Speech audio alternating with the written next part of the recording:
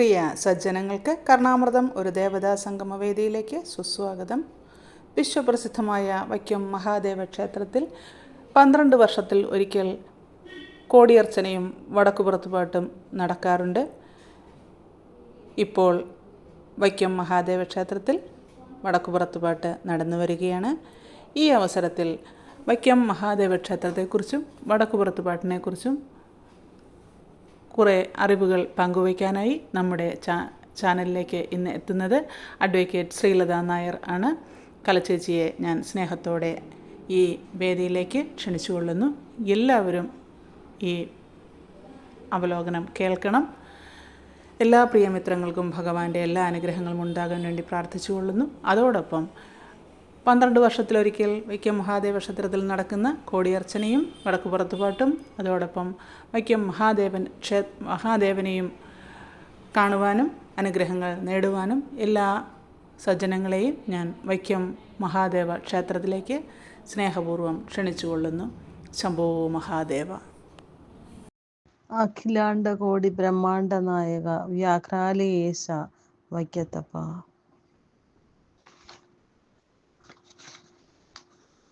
വൈക്കത്തമ്പലത്തിലെ വിശ്വപ്രസിദ്ധമായ ഒരു സ്തുതിയാണ്. നരനായി ഇങ്ങനെ ജനിച്ചു ഭൂമിയിൽ നരകവാരിധി നടുവിൽ ഞാൻ നരകത്തീന്നെന്നെ കരകേറ്റിയിടേണ തിരുവൈക്കം വാഴും ശിവശംഭോ എന്നു തുടങ്ങുന്ന വൈക്കത്തപ്പൻ്റെ വളരെ പ്രസിദ്ധമായ നാമസങ്കീർത്തനം, സ്തുതി. അതുപോലെ തന്നെ രാമപുരത്ത് വാര്യർക്ക് ഭഗവാൻ കനിഞ്ഞനുഗ്രഹിച്ചു കൊടുത്തു കഴിഞ്ഞ സിദ്ധിയുടെ അടിസ്ഥാനമായി ഉണ്ടായ കുചേലവൃത്തം വഞ്ചിപ്പാട്ടിലെ ആദ്യ ഭാഗവും നമ്മുടെ ശ്രീവൈക്കത്തപ്പനെ സ്തുതിച്ചുകൊണ്ടുള്ളതാണ്. കെൽപ്പോടെല്ലാ ജനങ്ങൾക്കും കേടുതീരത്തക്കവണ്ണം എപ്പോഴും അന്നദാനവും ചെയ്തു ചെഞ്ചമ്മി മുപ്പാരും അടക്കി വാഴും വൈക്കത്തു പെരുന്ത്രിക്കോവിലപ്പ ഭഗവാനീ പോറ്റി മറ്റില്ലാശ്രയം. ഈ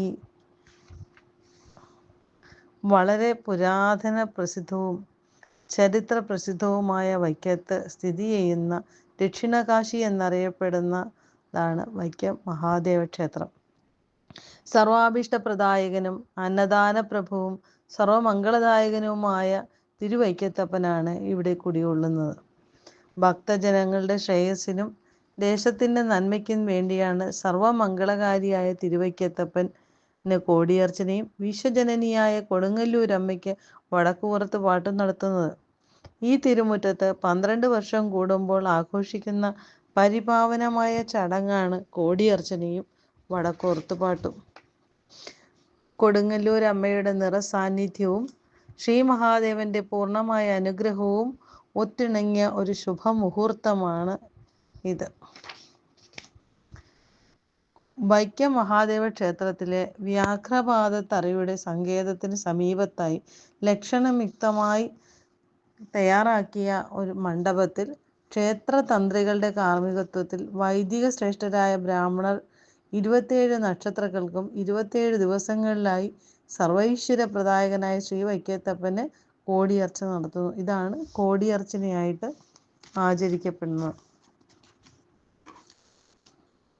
ഇനി വടക്കോർത്തുപാട്ടിലേക്ക് പറയുന്നതിന് മുമ്പ് വടക്കോർത്തുപാട്ടുമായി ബന്ധപ്പെട്ട് ഒരു ഐതിഹ്യം തന്നെയുണ്ട്.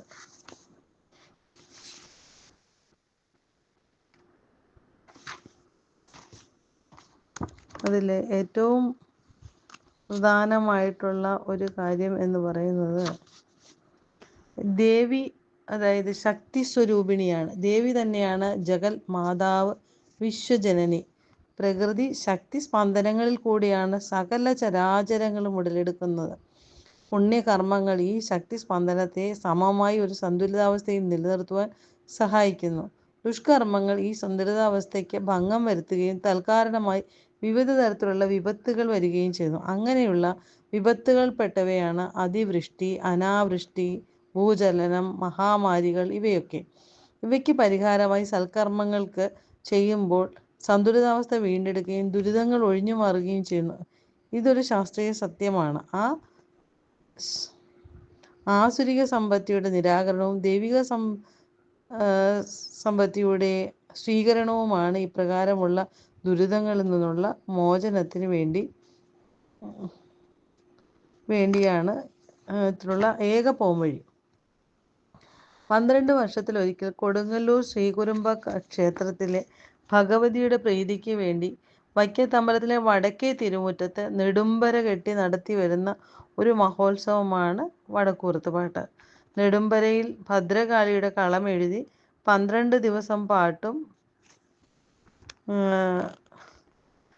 കാലം കൂടുന്ന ദിവസം ഗുരുതി നടത്തുന്ന ചടങ്ങാണ് വടക്കുപുറത്തുപാട്ട്. ഇതിനെപ്പറ്റി ഒരു ഐതിഹ്യമുണ്ട്. പണ്ട് വൈക്കം ദേശത്താകെ വസൂരി എന്ന മഹാമാരി പടർന്നു പിടിക്കുമ്പോൾ ജനങ്ങൾ നന്നേ വലഞ്ഞു. ഊരാൺമക്കാരും നാട്ടുകാരും കൂടി ദൈവജ്ഞനെ വരുത്തി പ്രശ്നം വച്ചതിൽ പരിഹാരാർത്ഥം 41 ദിവസത്തെ ഭജനത്തിനായി ഏതാനും പേർ കൊടുങ്ങല്ലൂർ ക്ഷേത്രത്തിലേക്ക് പോവുകയും ശ്രീകുരുംബക്കാവിൽ ഭജനമിരിക്കുകയും ചെയ്തു. ഭജനം കാലം കൂടുന്നതിൻ്റെ തലേന്ന് നാട്ടാരിൽ പ്രധാനിയായിക്ക് ദേവിയുടെ സ്വപ്നദർശനം ഉണ്ടാകുകയും തന്നെ ഉദ്ദേശിച്ച് വൈക്കത്ത് മതിൽക്കകത്ത് 12 ദിവസം കളമെഴുത്തും പാട്ടും നടത്തണമെന്നും ഞാൻ അതിൽ സംപ്രീതിയായിരിക്കുന്നു എന്നും ഈ പാട്ട് നടത്തുന്ന കാലഘട്ടത്തിൽ എൻ്റെ പൂർണ്ണമായ സാന്നിധ്യം ഇവിടെ ഉണ്ടാകുമെന്നും സർവമംഗളങ്ങളെയും ഭവിക്കുമെന്നും അരുളി ചെയ്തു. പിറ്റേന്ന് ഭജനം കാലം കൂടുന്ന ദിവസം ക്ഷേത്രത്തിലെ കോമരം ഉറഞ്ഞുതുള്ളി ആവേശത്തിൽ സ്വപ്നത്തിൽ കണ്ടതൊക്കെ ശരിയാണെന്ന് അതനുസരിച്ച് പ്രവർത്തിച്ചാൽ ശുഭം കൈവരിക്കുമെന്നും സ്ഥിരീകരിച്ചു. നാട്ടുകാർ വൈക്കത്തെ മടങ്ങി വിധിയാവണ്ണം അതിഗംഭീരമായി വടക്കുപുറത്ത് നാട്ടുകയും അതോടെ സർവ്വ ദുരിതങ്ങളും ഒഴിഞ്ഞു മാറുകയും ചെയ്തു. കളവും എഴുത്തും പാട്ടും നടത്തുന്ന പരമ്പരാഗതമായി ചില അവകാശം സിദ്ധിച്ച കുടുംബക്കാരാണ്. കളം ഭദ്രകാളിയുടെ രൂപമാണ്. ചാണകമെഴുകിയ തറയിൽ പല വർണ്ണപ്പൊടികൾ കൊണ്ടാണ് ഭദ്രകാളിയുടെ രൂപം ആലേഖനം ചെയ്യുന്നത്. അതിവിദഗ്ധ ഹസ്തങ്ങൾക്ക് മാത്രമേ ഈ രൂപം ഭദ്രമായി ആലേഖനം ചെയ്യുവാൻ പറ്റുകയുള്ളൂ. ആദ്യ ദിവസം 8 കൈകളുള്ള കൂടിയ രൂപമാണെങ്കിൽ കാലം കൂടുന്ന ദിവസം വളരെ ബൃഹത്തായ രൂപം, അതായത് 64 കൈകളോട് കൂടിയതായിട്ടുള്ള ഭദ്രകാളി രൂപമാണ് ഉണ്ടാകുന്നത്. അഭയവരദങ്ങളും ഇതര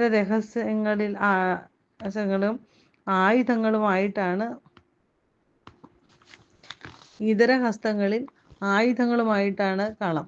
ദേവിയുടെ വിഭൂതികളാണ് ആയുധങ്ങളായി സൂചിപ്പിക്കുന്നത്. 1-ാം ദിവസം തുടങ്ങിയ കളം അനുക്രമമായി വളരുന്നതായിട്ടാണ് സങ്കല്പം. അതായത് കളത്തിൻ്റെ വലിപ്പം ആയുധങ്ങളുടെ എണ്ണവും കൂടിക്കൂടി വരുന്നു. ഉപാസകനും ഉപാസ്യ ദേവതയും ഒന്നിച്ച് വളരുന്നതും അടുക്കുന്നതുമാണ് ഈ പ്രതിഭാസത്തെ കുറിക്കുന്നത് എന്ന് വേണം കരുതാൻ. കാലം കൂടുന്ന ദിവസത്തെ കളം കണ്ടാൽ എല്ലായിടത്തും നിറഞ്ഞു നിൽക്കുന്ന ഈശ്വരീ സാന്നിധ്യമാണ്. അതുപോലെ കളംപാട്ടിൻ്റെ ഇതിവൃത്തം മിക്കവാറും ഭദ്രകാളി സ്തുതിയും ദാരികവധവുമാണ്. പാട്ടിൻ്റെ അവസാന ദിവസം കളത്തിൻ്റെ പുറത്ത് നടത്തുന്ന വലിയ ഗുരുതിയോടെയാണ് പാട്ട് സമാപിക്കുന്നത്. വലിയ ഗുരുതിയുടെ കാർമ്മികം ഇവിടുത്തെ വടശ്ശേരി നമ്പൂതിരിമാർക്കും വടക്കുപുറത്ത് പാട്ട് തുടങ്ങുന്നതിന് 41 ദിവസം മുമ്പ് കാൽനാട്ട് കർമ്മം എന്നൊരു ചടങ്ങുണ്ട്. ഇതിനായി ലക്ഷണമൊത്ത പ്ലാവിൻ തടി കണ്ടെത്തുകയും ആ പ്ലാവിൻ തടിയിലെ കോമരത്തിൻ്റെ സഹായത്തോടുകൂടി അതിനെ ആചാര പ്രകാരമുള്ള അനുഷ്ഠാന രീതികളോടുകൂടി അതിനെ മുറിച്ച് അതിൻ്റെ എല്ലാവിധ ബഹുമാനത്തോടും കൂടെ ദേവിയെ അനുസ്മരിച്ച് കൊണ്ടുവന്ന് വടക്കുപുറത്ത് ഈ കാല് നാട്ടി അവിടെ ദേവിയുടെ ചിലമ്പും വാളും ഒക്കെ വെച്ച് ഭദ്രദീപം കൊളുത്തി തന്ത്രികളുടെയും മറ്റ് വൈദിക പ്രമാണികളുടെയും നേതൃത്വത്തിൽ അവിടെ പൂജ നടത്തി അന്നു മുതൽ ദേവി സാന്നിധ്യം വടക്ക് വശത്ത് പ്ലാവിൻ ചുവട്ടിൽ ഈ കാൽനാട്ട് കർമ്മത്തിന് ശേഷം ഉണ്ട് എന്നുള്ളൊരു വിശ്വാസത്തിൽ തുടരുന്നതാണ്. അതിനെ തുടർന്നാണ് പിന്നീട് ഈ ചടങ്ങുകൾ നടക്കുന്നത്. പിന്നെ അതിലെ പ്രധാനപ്പെട്ട ചടങ്ങ് എന്ന് പറയുന്നത് ഉദയനാപുരം ക്ഷേത്രത്തിൽ, വൈക്കത്തിൻ്റെ അനുബന്ധ ക്ഷേത്രം തന്നെയാണ് ഉദയനാപുരം ക്ഷേത്രം. ആദ്യ വൈക്കത്തപ്പൻ്റെ മകനായ ശ്രീ സുബ്രഹ്മണ്യ സ്വാമിയാണ് അവിടെ കുടികൊള്ളുന്നത്. അദ്ദേഹത്തിൻ്റെ ഊട്ടുപുരയിൽ നിന്നാണ് ആദ്യത്തെ ദേശതാലപ്പൊലികൾ ആരംഭിക്കുന്നത്. ആദ്യത്തെ താലപ്പൊലി തൈക്കാട്ടുശ്ശേരി ഭഗവതി ക്ഷേത്രത്തിലേക്കും അടുത്ത താലപ്പൊലി മൂത്തടത്തുകാവിലേക്കും ആണ്. 2 ദേശതാലപ്പൊലികളാണ് സംഘടിപ്പിക്കപ്പെടുന്നത്. വടക്കോർത്തുപാട്ടിൻ്റെ മുന്നോടിയായിട്ടുള്ള ഒരു വിളംബരമായിട്ടാണ് ഇതിനെ കാണുന്നത്. ആയിരക്കണക്കിന് വ്രതാനുഷ്ഠാനം അനുഷ്ഠിച്ച സ്ത്രീകളാണ് ഇത്തരത്തിലുള്ള വ്രതാനുഷ്ഠാനത്തിന് താലപ്പൊലിയായി ഈ ദേശതാലപ്പൊലിയുടെ ഭാഗമായിട്ട് ദേവിക്ക് ഈ അറിയിപ്പുമായി പോകുന്നത്. അവിടെ എല്ലാം ഉചിതമായ സ്വീകരണങ്ങളും അവിടെ കൊടുക്കുന്നു. അതോടൊപ്പം തന്നെ ഇതിൽ നാട്ടുകാരുടെയും ദേവസ്വത്തിൻ്റെയും ക്ഷേത്രത്തിൻ്റെ ഭാരവാഹികളുടെയും എല്ലാവരുടെയും ഒരു സഹകരണം, പൂർണ്ണമായ ഒരു സമർപ്പണം ഈ ദേശതാലപ്പൊലികൾ കൊണ്ട് ഉദ്ദേശിക്കുന്നുണ്ട്. അതാണ് ഇതിലെ ഏറ്റവും പ്രധാനപ്പെട്ടതായിട്ട് ഉള്ള ഒരു പ്രധാന കാരണങ്ങൾ. ഇനി അത്യന്തം വിശുദ്ധിയായിട്ട്, അതായത് ഈ ഒരു ഗംഗാപ്രവാഹം പോലെയാണ് ഈ ദേശതാലപ്പൊലികൾ സംഘടിപ്പിക്കപ്പെടുന്നത്. അതിനുശേഷം ഉദരാപുരത്ത് നിന്ന്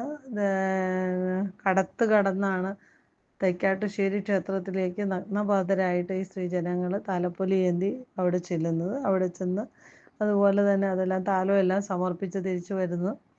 അതിനുശേഷം തൊട്ടടുത്ത ദിവസം തന്നെ മുതലത്തുകാവിലേക്കുള്ള താലപ്പൊലി. ഇവിടെയുള്ള ഒരു വിശേഷത, ഈ താലപ്പൊലി എടുത്ത് വൈക്കം ക്ഷേത്രത്തിൽ പനഞ്ചിക്ക നടയിൽ കൊണ്ടുവന്ന് സമർപ്പിച്ച് വീണ്ടും ഈ താലത്തിലെ പൂക്കളെല്ലാം അവിടെ സമർപ്പിച്ചതിന് ശേഷം പാത്രം കഴുകി വീണ്ടും ശുദ്ധിയാക്കി വീണ്ടും അവിടുന്ന് രണ്ടാമതും അവിടുത്തെ മേൽശാന്തി നിറച്ച് വീണ്ടും താലത്തിലെ പുഷ്പങ്ങൾ നിറച്ച് വീണ്ടും നേരെ മുതലത്തുകാവിൽ ചെന്ന് അവിടെ സമർപ്പണമാണ്. അതിൻ്റെ ദേശതാലപ്പൊലി അതോടുകൂടി പൂർണ്ണമാകുന്നു. വടക്കോർത്തുപാട്ട് കഴിഞ്ഞ് 1 കൊല്ലം കഴിയുമ്പോഴാണ് മുതലത്തുകാവിൽ ഗുരുതി നടത്തുക. അപ്പം അതുകൊണ്ട് ഇത് വടക്കോർത്തുപാട്ടിൻ്റെ ഒരു അനുബന്ധ ചടങ്ങാണെന്നും പറയുന്നു. മുതലത്തുകാവിൽ തെക്കുപുറത്ത് ഭാഗത്ത് ഗുരുതി വെളിച്ചപ്പാടാണ് നടത്തുന്നത്. പടിഞ്ഞാറ് വശത്തെ ഗുരുതി തന്ത്രിയും വടക്ക് വശത്തെ ഗുരുതി തീയാട്ടുണ്ണിയും കിഴക്ക് വശത്തെ മേൽശാന്തി എന്നീ ക്രമത്തിലാണ് നടത്തുന്നത്. മുത്തടത്തുകാവിലമ്മ ദേശപരദേവതയും പറക്കി എഴുന്നള്ളിപ്പ് കാലത്ത് അമ്മയ്ക്ക് വൈക്കത്തമ്പലത്തിലെ മണ്ഡപത്തിൽ നിവേദ്യങ്ങൾ അർപ്പിച്ച് പൂജ ചെയ്യുന്ന ചടങ്ങുകളും ആണ്ടുതോറും നടന്നു വരുന്നുണ്ട്. ഈ 12 ദിവസം നീണ്ടു നിൽക്കുന്ന ഈ വടക്കുപുറത്ത് പാട്ടിലെ ഏറ്റവും പ്രധാനപ്പെട്ട ചടങ്ങുകളിലൊന്ന് ആണ് കളംപാട്ടും അതിനോടനുബന്ധിച്ച കളമെഴുത്തും കളംപാട്ടും ഒക്കെ. പക്ഷെ അതിനോടൊപ്പം അതിന് മിഴിവേറുന്ന 2-3 പ്രധാന കാരണങ്ങളാണ്. ഒന്ന്, താലപ്പൊലികളും എതിരേൽപ്പുകളും. ഈ എതിരേൽപ്പ് താലപ്പൊലികൾ അതാത് പ്രദേശത്തെ ആളുകൾ ഭക്തിപൂർവ്വം കൊണ്ടുവന്ന് കളം വലം വെച്ച് ഈ താലങ്ങൾ സമർപ്പിക്കുന്നു. അതേസമയം എതിരേൽപ്പെന്ന് പറയുന്ന ചടങ്ങിൽ വ്രതശുദ്ധിയോടുകൂടി സ്ത്രീകൾ വ്രതം നോക്കിയിരുന്നതിന് ശേഷം ദേവിയെ കൊച്ചാലും ചുവട്ടിൽ നിന്ന് ആദരപൂർവ്വം കുത്തുവിളക്കെടുത്തുകൊണ്ട് ക്ഷേത്രത്തിലേക്ക് വരികയും ക്ഷേത്രത്തിൽ അപ്പോൾ വൈക്കത്തപ്പൻ മകളെ പ്രതീക്ഷിച്ച് നിൽക്കുകയും അതിനുശേഷം വൈക്കത്തപ്പനും ദേവിയുമായിട്ടുള്ള കൂട്ടി എഴുന്നള്ളിപ്പിന് ഈ എതിരേൽപ്പുകാരെ അകമ്പടി സേവിക്കുകയും അത് വളരെ ഇമ്പമാർന്ന മേളത്തോടു കൂടി അതൊരു വലിയ കാഴ്ച തന്നെയാണ്. അത് 2 പ്രദക്ഷിണങ്ങൾ പൂർത്തീകരിച്ചു കഴിഞ്ഞതിന് ശേഷം ദേവിയെ കളത്തിലേക്കും ഭഗവാൻ അമ്പലത്തിൻ്റെ ശ്രീകോവിലിലേക്കും മടങ്ങുന്നു. അതിനുശേഷം കുത്തുവിളക്കുള്ള സ്ത്രീകൾ ഈ വിളക്കുകൾ കളത്തിന് സമീപം വെച്ച് അവിടെ ഇരുന്ന് കളംപാട്ട് പൂർണ്ണമായി ശ്രവിച്ചതിന് ശേഷം കളംപാട്ട് വായനയും കഴിഞ്ഞതിന് ശേഷമാണ് അവിടുന്ന് എല്ലാ ഭക്തജനങ്ങളും പിരിയാറുള്ളത്. ഇതാണ് നിത്യേന ഈ 12 ദിവസങ്ങളിലായിട്ട് നടന്നു വരുന്നത്. ലാസ്റ്റത്തെ ദിവസം ഗുരുതിയോടുകൂടിയാണ് ഇതിൻ്റെ ഒരു സമർപ്പണം നടക്കുന്നത്. അതുപോലെ തന്നെ ഈ താലപ്പൊലിക്ക് മുന്നോടിയായിട്ട് 4 ഗോപുരങ്ങളിലും അതാത് കരപ്രമാണിമാർ കൊടുങ്ങല്ലൂർ ദേവിയെ